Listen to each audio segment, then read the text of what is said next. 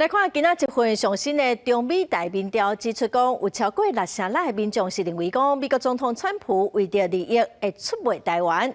有学者嘛呼吁讲，呼吁政府若美国要扣咱台湾32%的关税，咱的产业恐惊会搬出台湾，所以建议政府应该量早做规划。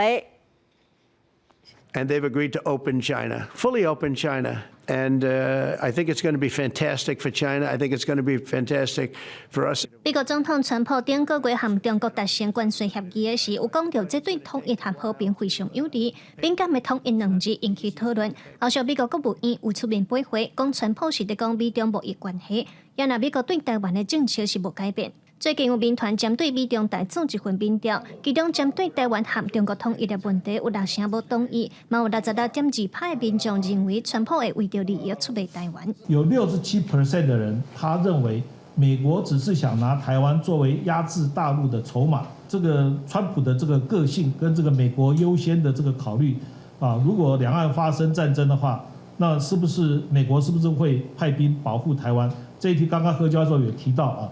会跟不会的，大概两边是平分秋色了啊，43%跟42%。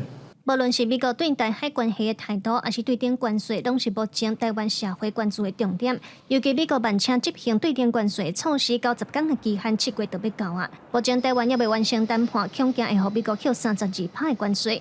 有学者提醒讲，面对台湾以出口立国，关税若准无法度透过谈判降落来，恐惊会冲击出口产业和造成失业。那在两岸关系没办法改善，或者是不想要改善的情况之下，只能够去依靠台美关系的这种强化。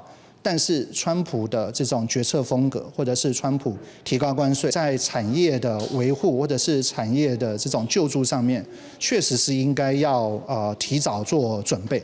学者表示，川普的态度反其反倒，内面会造成产业和民间的不安。伊认为政府应当要量早做准备，加强社会沟通来稳定民心。记者卢尚珠、郑春友台北报道。